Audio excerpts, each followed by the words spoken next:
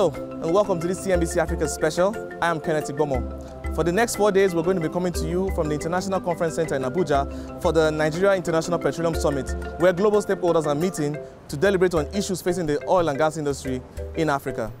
The maiden edition of the Nigeria International Petroleum Summit, which is described as an Africa Petroleum Technology and Business Conference, seeks to lead Africa's response to the global challenges in the oil and gas industry. But positioning Africa's oil and gas industry on an upward trajectory is no mere feat, as it will require massive investment and the political will to unlock this potential. So what was the thinking behind putting a summit of this nature together?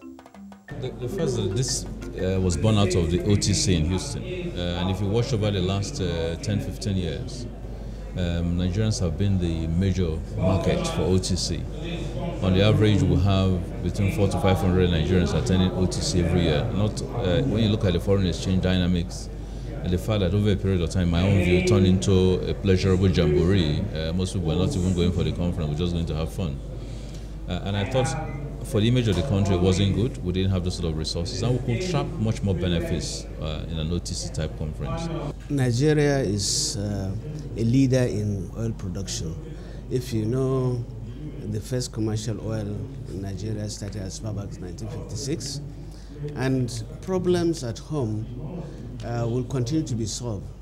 But the global issues, particularly to the continent, have to also be faced. And we have to show leadership. We are a leader in terms of production. We are a leader in terms of academics.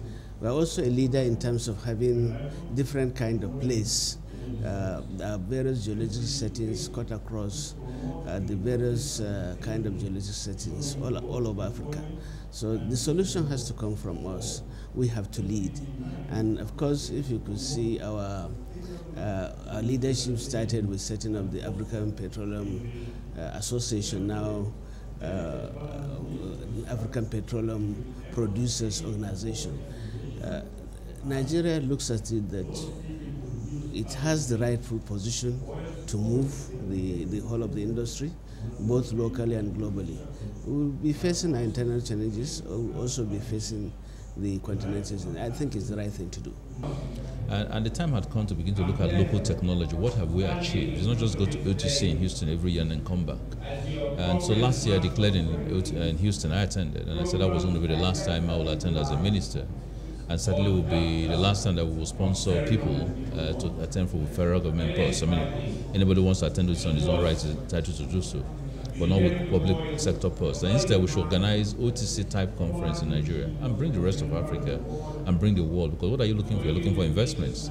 They're not going to give you those investments sitting there. They're going to give you investments when they come here and they're comfortable with investing here. Education, we want to trap the technological education here. Savings in terms of foreign exchange, development of our own conference type capabilities. We have had conferences before, the Nigerian Oil and Gas Summit, which is usually the conference that we hold to put all the oil and gas industry practitioners together.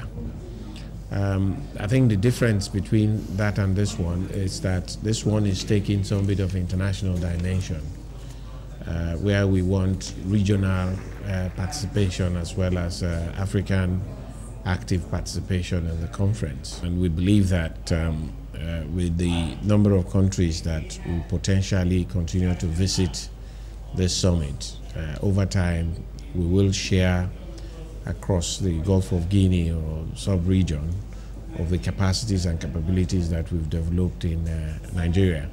It also provides a platform where we can share those important information with regards to what we are able to do as an African country and what other African countries can borrow from us and also work with us to develop in their country. So the opportunity for it is enormous. What makes this event different from other events is that from inception, it's been designed not to just be another talk show.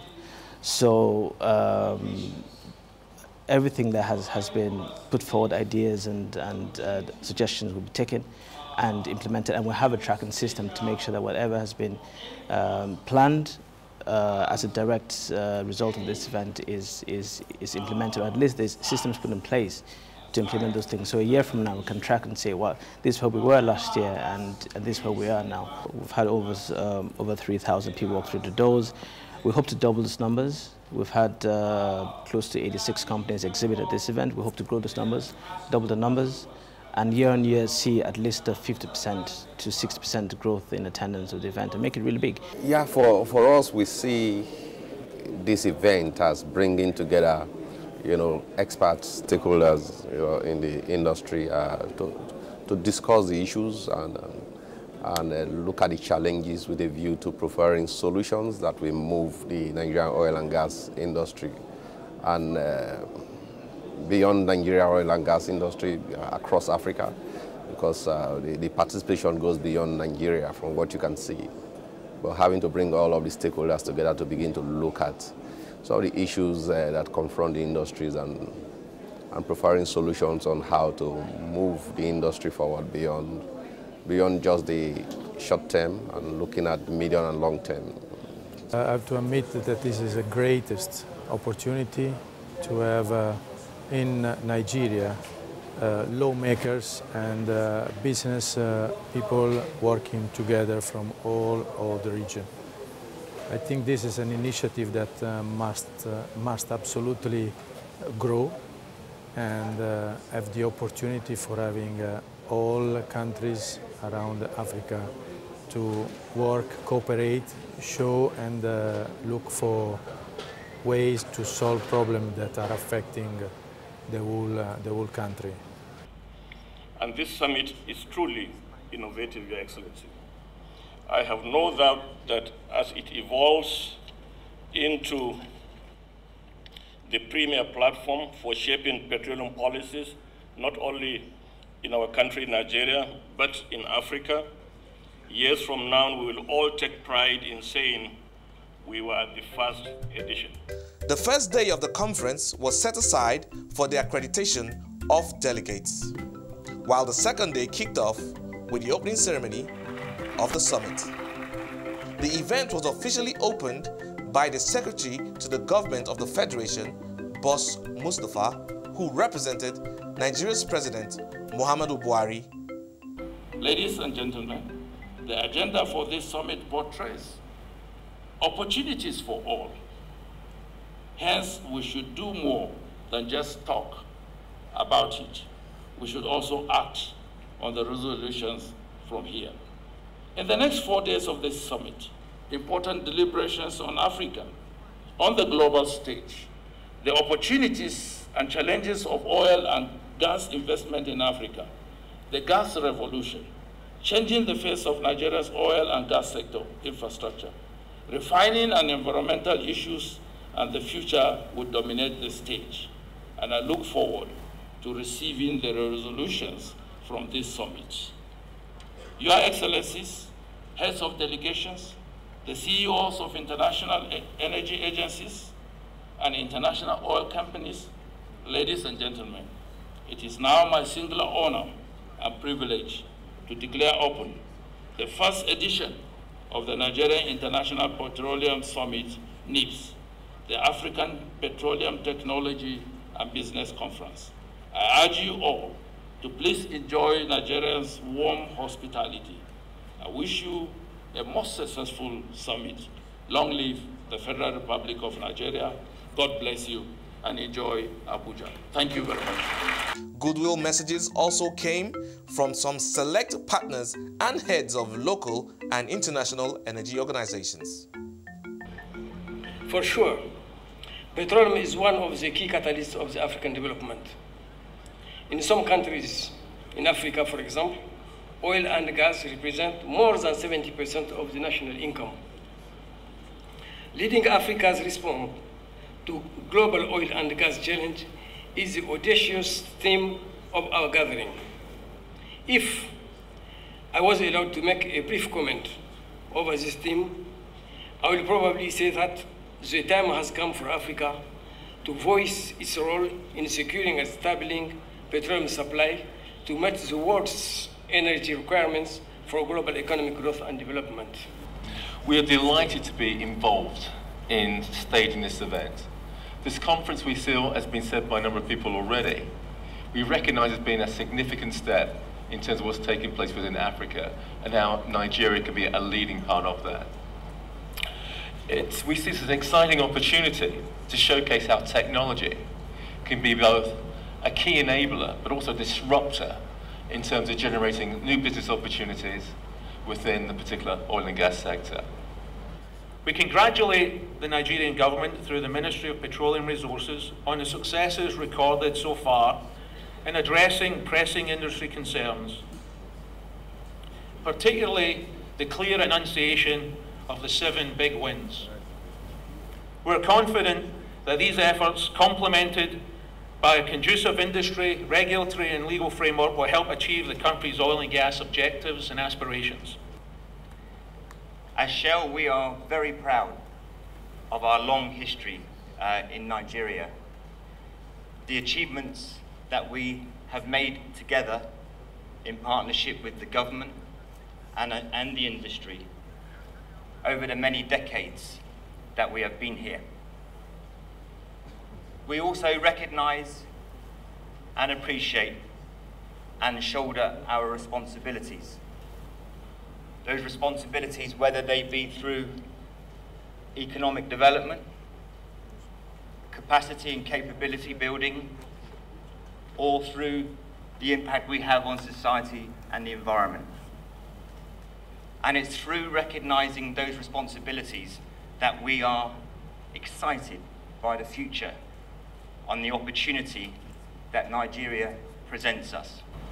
Thanks, first of all, to the Honorable Minister of State Petroleum for having invited us here at this great event that finally became a reality. I still remember that day with the dream to have the OTC in Africa and for the event of West Africa here. And this is a reality and wish to continue in this way. Chevron companies in Nigeria are happy to sponsor and participate in this important summit, geared towards sustaining sustainable growth in the oil and gas industry in Nigeria and indeed across Africa. As an investor, Chevron is in Nigeria for the long term and in Africa for the long term. And we strongly believe in the collective prosperity of this great nation and the stimulation of this economy. The keynote address was delivered by none other than the Secretary General of the Organization of Petroleum Exporting Countries, Mohammed Sanusi Barkindo. His speech centered on the outlook for oil in 2018 and the global energy transition. Convening this summit at this particularly timely moment for our industry is also testimony to Ibe Kachiku's insight and judgment. We have just about to come out of one of the worst downturns in the history of oil. As we collectively endeavor to move forward, it is very appropriate to step back, to take stock, and draw lessons, rich lessons, from this difficult chapter. This seminar, this conference, offers us a worthy platform to do exactly that and ensure we work towards confining extreme market volatility to the past. I wish to therefore pay tribute to the Minister for his impeccable timing in seizing this moment. The exhibition stands were a beehive of activity as delegates trooped in hordes to check out the offerings from various stands. For some, it was a time to connect with old business associates, while others took the opportunity to engage with the companies. It's an eye-opener for the Nigerian foundries for the fact that I project the brand of NFL. I need to be in the faces of the delegates as well. I need to tell them where we are coming from, where we are, and where we are going to. We are basically here to showcase some of our equipment that we use to carry out our work of radiation protection, nuclear safety and nuclear security and all the rest. We are also here to show some of our regulations, the act establishing the NNRA, and some of our regulations that we enforce. We're into locally made devices for the protection of pipelines against vandalism. We study local problems. We know that vandalism is a Nigerian problem. It's not made in China, so solutions come from Nigeria. Solutions are supposed to come from Nigeria, not from outside of the country. And we use locally made materials, 100% Nigerian products, no foreign additives, all made in Nigeria to find solution to the problem of vandalism of pipelines. So what do these exhibitors hope to achieve from the summit, and what innovative solutions do they have to offer? What we basically do is regulating nuclear safety and radiation protection application in Nigeria, like in the oil industry where radioactive sources are used for well logging, for industrial radiography. So we regulate the activities to ensure that both the people working in those industries, the people around the environment, and the environment itself is protected from the harmful effects of ionizing radiation. We are here to showcase what we can do locally. We are here to point to the world that we can do this thing locally. We don't need to import from anywhere. And we have the best ideas, the best solution. A pipeline can raise alarm. A pipeline can set signals. A pipeline can scare away thieves of the right of way. A pipeline can do more. I want the conference, the stakeholders to recognize the fact that we have great ideas here. They need to patronize us. They need to take us to the next level, because we cannot do it alone. The expectations so far, one, I need us to push local content.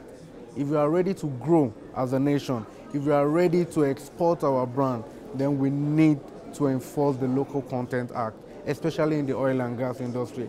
The major challenge we're having is that we're facing lots of importation.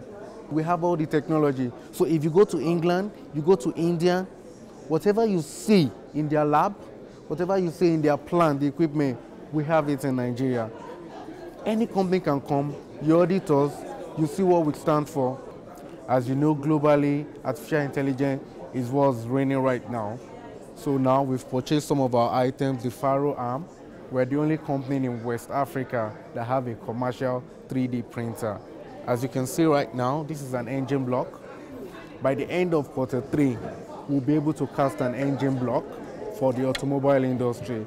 So what does that stand for? It means in the next 2 years, we are looking at casting parts for the aerospace industry. A strong case for local content is being made here. So let's dig in and find out more about the progress of the local content law and the challenges of its implementation. One thing you must understand about local content, it's not a sprint, it is a marathon. And you cannot develop capacities overnight. It has to be a strategic plan that you want to execute to be able to develop capacities as well as take over those roles that international companies used to play. So enforcement, yes, we're carrying on with that.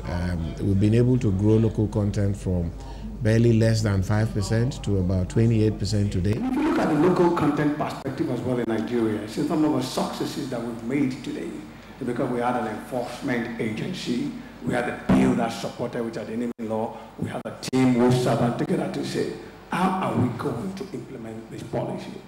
Until there is such a concerted effort towards merging the effort from the R&D towards the vision of Nigeria, the vision of West Africa, the vision of Africa, we will continue to play backhand. EGINA is the project in Nigeria that's had the highest local content possible. There are many reasons to that. Yes, it was the first project that was sanctioned after the advent of the NCDMB Act.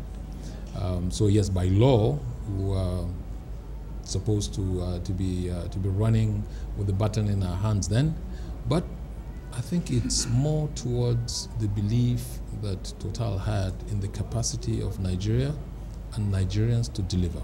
Well, first of all, the biggest challenge, frankly, that we faced as a company revolves around title transfer. You know, things like ministerial consent and so on. And the whole idea is that when you buy an asset or when you complete a deal, it takes quite a bit of time for the government to actually ratify that deal. And that time, it's a loss to the entire country, to the continent, because then at that point you have investors waiting to invest and they're kind of hanging around. So that takes too long, and those are things we're addressing. So that's on one side. There are issues around, mostly above ground from an operational perspective.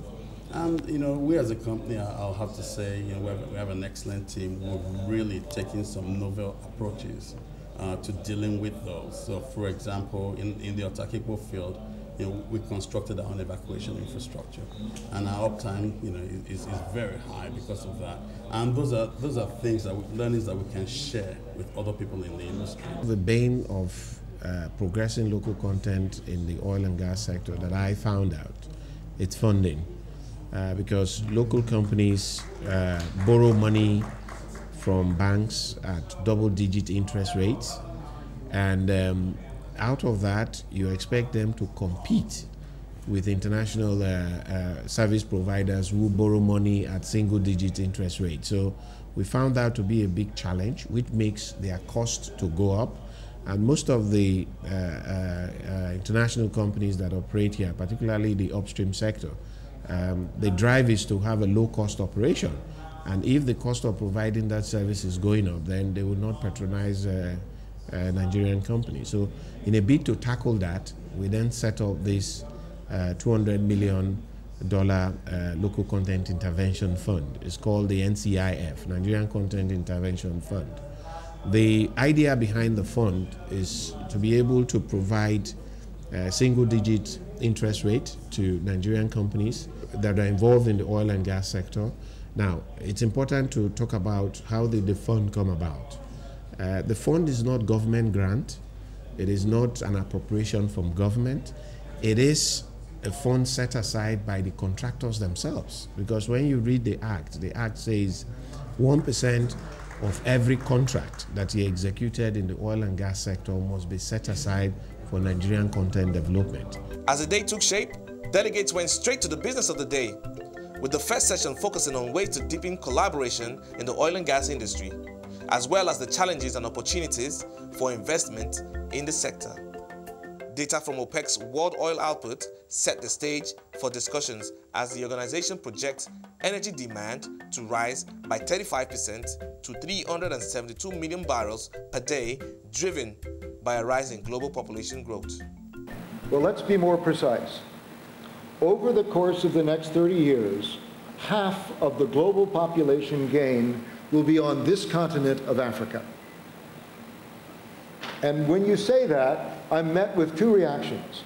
One, Alhamdulillah. And the other, OMG. So in fact, the choice is between Alhamdulillah and OMG. Will this boom be a boom of consumers without products? Will it be a boom of opportunity without those prepared to seize it? Or will this boom be, no kidding, the demographic dividend that everyone hopes for? As you decide which way you're going to go, the energy companies represented here and those extraordinary men and women who have been part of the history of global energy for a half a century and more, who are born and raised here, and I'm sitting next to a few of them. As you go forward, I absolutely believe that the fate of free peoples and free markets and freedom itself hangs on what that next billion in this continent ends up doing with their lives. And that in turn hangs on this truly sacred connection between people and government, between citizens and society, that is the most important collaboration of all. Investment in Africa is very important. And also how to improve this. And as the International Energy Organization, I think the most important is to work together with you. And I think 3 points are to answer the question. First one, I think the understanding of the global situation is very important. Otherwise, you just close the eyes and invest. The second one is about the correct strategy. And the right time with the correct policy, correct strategy, and then can improve the investment. And the third one, I think the international cooperation, because for the investment reason, for the technology reason, and also because of the people. We need the clever people here. I'm looking forward to years of collaboration, opportunities for collaboration. I definitely will be a driving post in and out of government of that sort of nuance, because that is the way to go. And the reality and the nice thing about it is that if you're ready to work, if you're ready to be creative, if you're ready to bring a global or at least a continental advantage to whatever service you offer, it's amazing how much capital lies out there to support you in that whole process. It wasn't just a talk shop at the summit, as delegates were also hosted to a series of fun activities most evenings.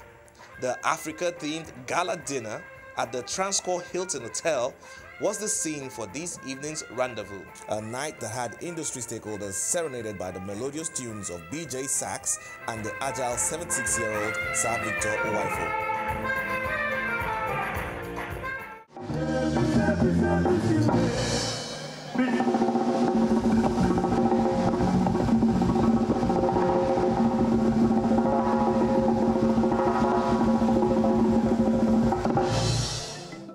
The evening culminated with the Oil and Gas Industry Awards.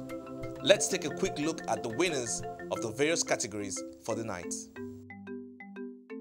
Threshold and benchmark for local content utilization in the Egina project. We thank Total immensely for this feat in our oil and gas industry.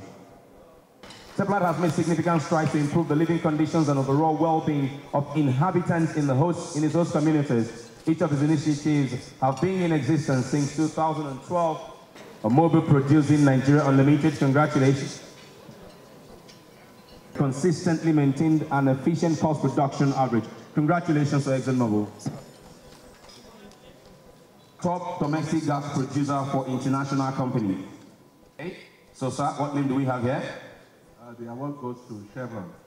Chevron Nigeria, you are giving this award.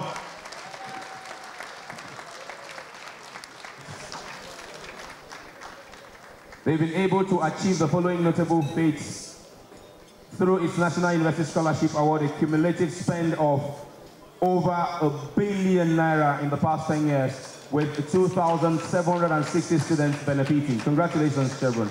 Chevron is a company that prides itself in the partnerships that it creates. Very, very constructive partnerships to improve the well-being of society wherever it operates across the world. And we've done this very effectively in the area of education, health, and economic empowerment. Our Global Memorandum of Understanding, which is the model that we use to contribute to the well-being of the communities around our operations, has been very successful. It's become a model which we pioneered, and that's been recommended for the entire industry today. That model has actually helped in building capacity of local people in taking their own development in their hands and doing quite a bit for themselves. Delegates have been making a case for improved regulation and competition in the oil and gas industry at the 2018 Nigeria International Petroleum Summit here in Abuja.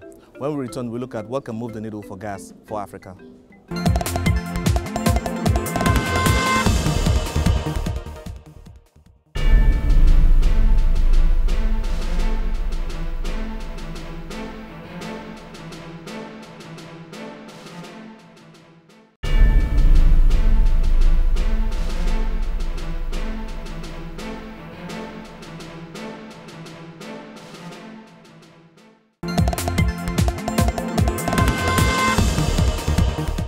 Welcome back to the 2018 Nigeria International Petroleum Summit.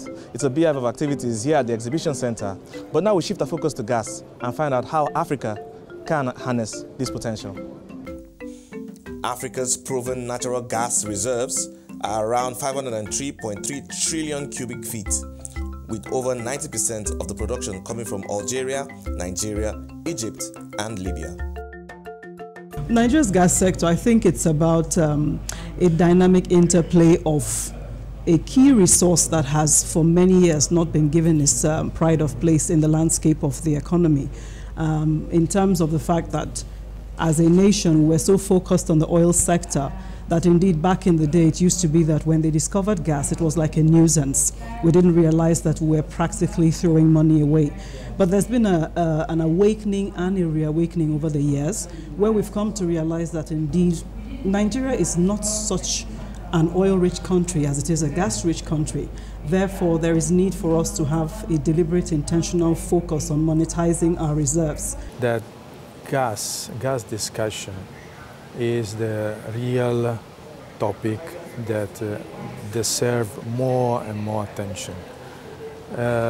Africa is, in the recent years, is facing a problem of energy, availability of energy to the people while exporting, as I said, and there is no power, no light, and we export gas and oil. If we're going to get the revolution that we want gas to provide for this country, I think that we've got to change the mindset of the way we think of gas. When we look at the way gas has been treated in the past and the fiscals related to gas, gas has been seen as a source of tax revenue for government. We think that the nation has to think differently and should see gas as an enabler for the economy, and therefore the revenue that the government is looking for will come from a larger Nigerian economic pie rather than taxing gas. If you look at the climb, as a country, we're now looking at policy and regulation, we're looking at the environmental issues, we're looking at economic diversification and understanding the role that power plays in that. And we who are in the gas chain are excited because the gas to power conversation is going to remain big for a long time. I think this is a momentum where people should consider how and what to do to make gas the medium in Nigeria and in other countries around to solve the problem of security, making available power at whatever place of Nigeria. Critical to the ability to develop our gas resources properly really is the petroleum fiscal bill, and that will be built upon the petroleum fiscal policy which the minister and his team have been working on. The best way that will move Nigeria fast on growth in gas will be having a direct sell and purchase between demand and offer. Until there is a regulatory body that will control the price, then this will create problems. So, best seller, best buyer is the strategy that in a country like this will help to grow on gas. Africa should stop looking at natural gas as a resource that I just need to harness and sell. We have to start looking at it as a catalyst to propel the entire economy. There's a direct correlation between GDP and power consumption and gas consumption. So it is what you use, not what you have, that is the key to development. And I think that we in Nigeria, we need to start consuming the gas to ensure energy security. Better policy on gas and incentive will reduce drastically the consumption of fuel. And if you reduce the consumption of fuel, your refinery tomorrow you will have a less need of import products. And try to imagine if Lagos, all the cars around Lagos are going by gas. Well, there will be less need of depot and certainly less queue. Another session looked at the short and medium-term priorities for Nigeria's oil and gas industry with a tilt to the 7 big wins. The 7 big wins, the short and medium-term goals. When we came in, the government of President Muhammadu Buhari, our challenge was to see what were those things. The oil industry at that time was at a critical stage. Production was down dramatically. There had been huge stories of malfeasance in the sector. Certainly preceding the arrival of President Muhammadu Buhari, the sector was, quite frankly, completely overwhelmed with inefficiency and stories of fraud and all kinds of investigations. The energy sector was completely collapsing. Oil sector had not made any serious investment for over a period of 5, 6, 7 years. Most multinationals were basically producing day to day. We were getting into a perpetual rigless environment. Nobody was bringing in rigs to do any work. Nobody was looking at major exploration. So everything was at a standstill. All the major projects that had been conceived were just at a standstill. There was a complete breakdown of relationship tie between the oil companies or the investors and the operators of the industry, or the managers of the industry. And everyone was just waiting to wait and see. And the first thing, therefore, that we thought needed to happen was building back a confidence in the industry. The panel identified some key steps for the implementation of the 7 big wins. The 7 big wins, essentially, I think like my colleague said, they're must-wins to give us the enabling environment for this industry to flourish and grow. But I'd like to just touch on the size of what is ahead of us. I mean, to grow production 2.5 million barrels a day, 3 million barrels a day over the next 5, 10 years, to develop gas to anywhere in the region of about 10 BCF a day to meet all our needs, we need to spend, I think the rough estimate is somewhere between $20 to $25 billion every year. And to do that, without the right enabling environment, we won't be able to attract that funding level. Compromises need to be established. There must be a middle ground where the IOCs, I will not just say the IOCs, all the operators and the government meet to determine what is good for everybody. That middle ground exists. And if we're honest with ourselves, we're going to be able to drive and make sure that these fiscal policies are stable and unambiguous. Questions also came from some concerned delegates about pertinent issues in the industry. This issue of transparency, I think one thing we have done for over 3 decades is that we have refused to look at this issue of subsidy, directly in the eye and call it what it is. For 30 years, we have confronted the issue of subsidy, and when the powers that be don't like the word, we change the name. Sometimes we call it appropriate pricing. Sometimes we call it absorption. Sometimes we call it co-location. All these are simply trying to avoid the situation. If you want investment, if you want the private sector to invest, you must recognize that the gap between the cost of delivering a good or service and the price of that service to the consumer, if that gap is negative, it has to be filled by somebody. And since private entrepreneurs are not, if you like, cannot fill the gap, it will have to be filled by the state, or indeed by the citizens, through taxation. And to me, that is subsidy. If we want to call it subsidy, and then we deal with it as subsidy, we'll soon find that the best option for society, the best action for our economy, is that we put it there and let everybody know that this gap exists. And if the citizens are willing to continue to fill it, so be it. But otherwise, if we're going to make progress, we must deal with it squarely. Thank you very much. Minister of State for Petroleum Resources, Emmanuel Ibekachuku, had this to say on the question on subsidies. There's a groundswell issues of the subsidy element. My difficulty, man, and I went through this 2 years ago when I had to deal with the fuel pricing in Nigeria. And I make bold to say that without having dealt with that, we wouldn't even be where we are today. because we were at the point where we couldn't even have enough money for local resource at the point of when it was done. The effect of that was that queues disappeared in 24 hours. Business returned back to the downstream sector. Unfortunately, that gap has come back again today and needs to be dealt with. But whenever you take that subsidy argument to the open plane, it's amazing. Maybe it's the wrong voices, but the voices that you hear is one of do not touch.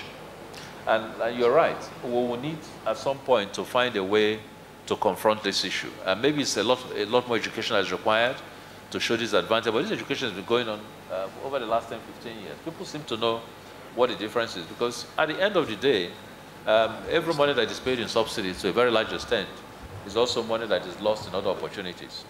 But are Nigerians ready really for subsidies to get out of gas pricing, get out of fuel pricing, get out of all that, and take the bull by the horn? One of the counsels that I got in my first week from somebody who's on this panel was never go too far above your principal. So these are things that we will need to dialogue, to debate. Assembly needs to get involved in it. I think that even where we decide to do continue a subsidy element, it must be a subsidy at the most efficient level. Every country in the world has a bit of subsidy. Railways, for example, all over the world are subsidized. But it's done increasingly in a way that is very efficient, in a way that has its eyes set on being able to get reasonable returns. And the segment of society that is targeted with subsidy are the ones who absolutely need it. So a lot of engagements need to take place, but when they begin to affect your capital investment, then it's obviously time to begin to look at those. So that's a jury for another day. But again, I will pass some of these comments back to members of the Federal Executive Council for consideration. Then came the issue of the Niger Delta, and participants had quite a lot to say. The Niger Delta, by its vantage position, is where most of all the oil exploration is being done. So it's a major focus area for the nation and for the global economy as well. But it has been beset by a myriad of issues and problems and challenges that, if not addressed, could upset things. The Niger Delta is actually in trouble. Big trouble.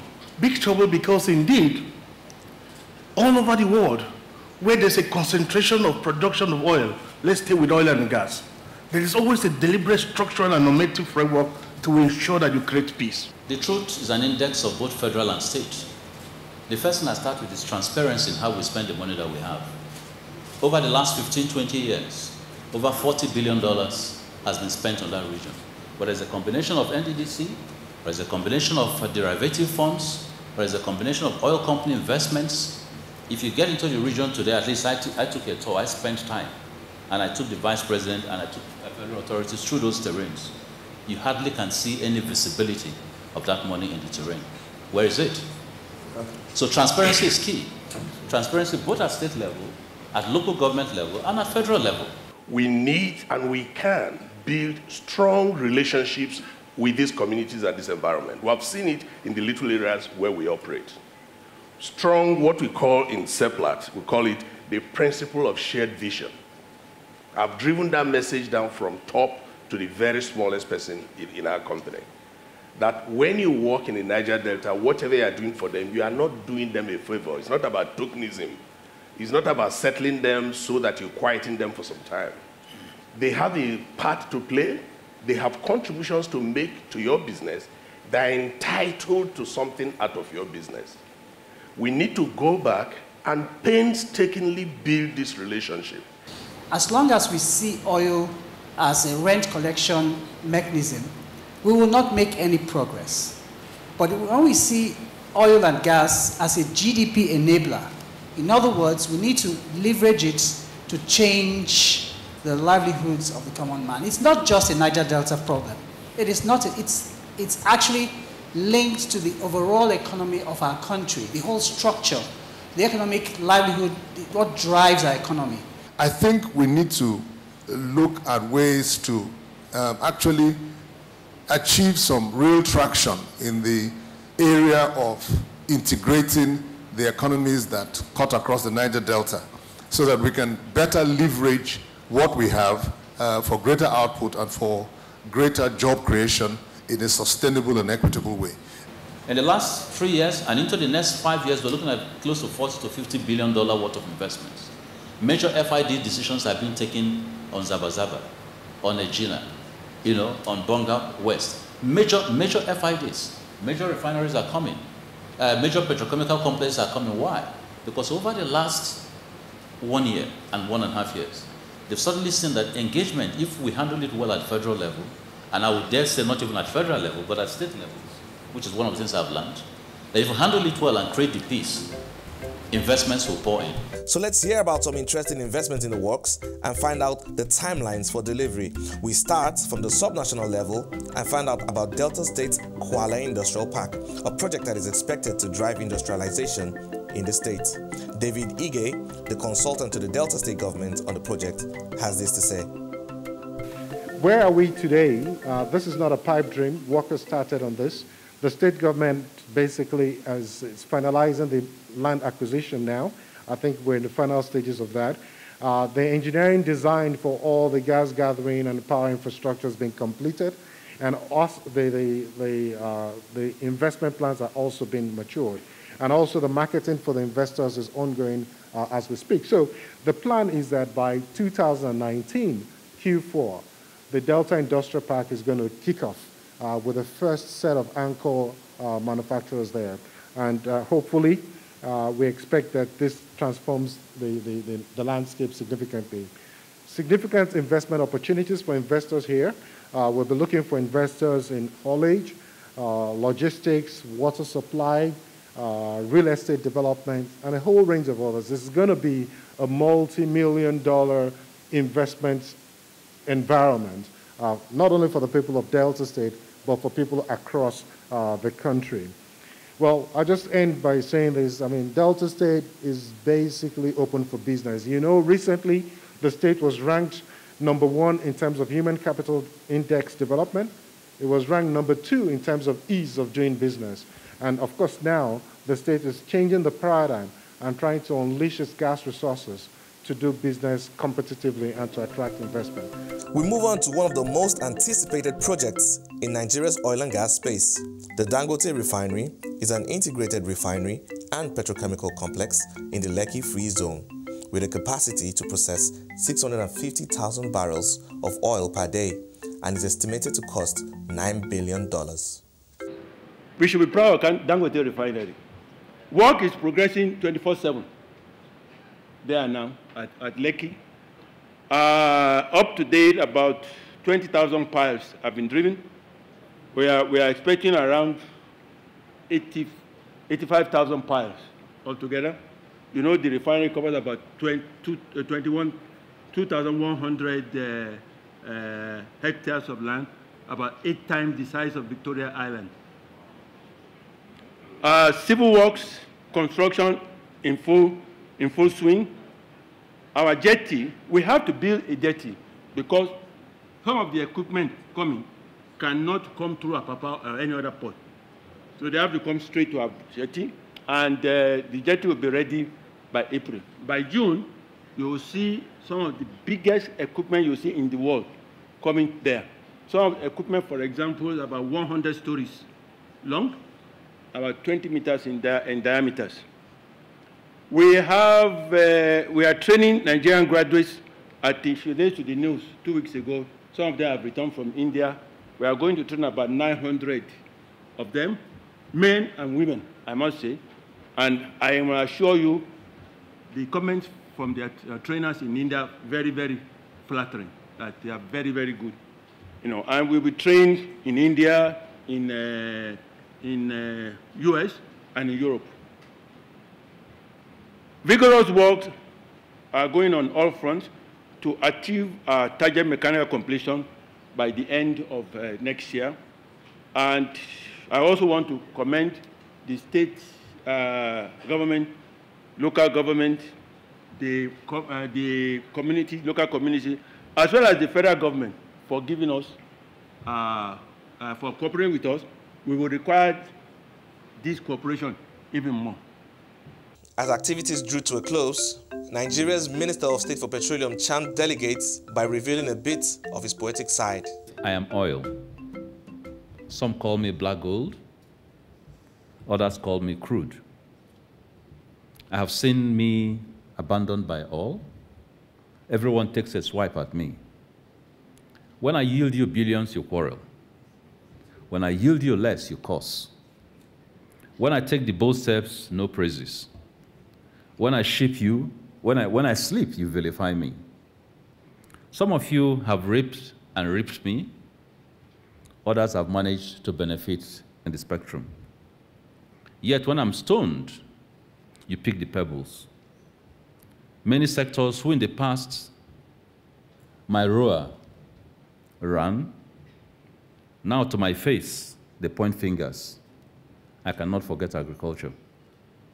What a disrespect. I am oil, and now I won.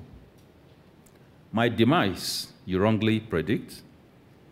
My kindness in future you shall not me take for granted. I shall rise again because I'm oil, and this time I shall brook no prisoners. Nigeria, hear me now. Thank you very much. The team members holding the fort at the Ministry of Petroleum were also showered with accolades as the unseen force behind the progress of the ministry. They were also appreciated for putting the summit together. I will do two things. One, I would want to recognize, a lot of times we spend time in the press talking about the disruptive nature of the relationships in the ministry. But the truth is that what you have seen here in the last 4 days, which quite frankly seriously took off a month at a time, is the handiwork of not myself, like the IOC MDs identified. All I do is create the ideas.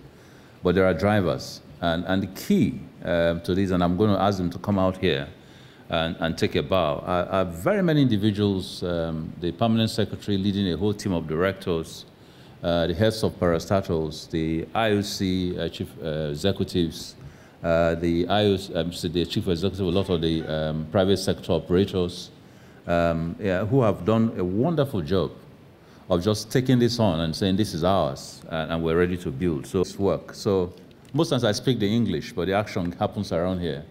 And unless the coordinator, we don't get it done. Today I say a very big thank you to all of you for the work. Please a round of applause for them, for the huge amount of work done, the various meetings, the various coordination sessions, putting this together. To close the event, Nigeria's Vice President, Yemi Osibanjo, did the honors. I'm deeply honored to have been invited to be here today to formally close the first edition of the Nigerian International Petroleum Summit, the African Petroleum and Technology Conference, which started on Monday, 19th of February 2018. It is gratifying that this summit, which was first conceived less than a year ago by the Honorable Minister of State for Petroleum Resources, Dr. Ibe Kachiku, after attending the annual Offshore Technology Conference in Houston, has materialized with resounding success. I had the privilege of unveiling the logo of this summit, as the Permanent Secretary has mentioned, during the extraordinary session of the African Petroleum Producers Organization, APPO, here in Abuja last July. I should like to end with a word of appreciation to the Honorable Minister of State for Petroleum Resources, the dynamic and able Emmanuel Ibe Kachiku, and his team, and the Permanent Secretary, Dr. Yemi Eson, and the team at the Ministry of Petroleum Resources, as well as all of those who have participated in making this a worthwhile event. I wish you all, particularly our brothers from outside Nigeria, a safe journey back home, and we hope to see you again with a larger delegation next year. Excellencies, distinguished guests, ladies and gentlemen, it's my pleasure to formally declare the first Nigeria International Petroleum Summit closed. Thank you. And that's a wrap from the 2018 Nigeria International Petroleum Summit. We hope the discussions here will help shape the future of Africa's oil and gas industry. Thanks a lot for watching. Chap chap in the bando, I don't want to look like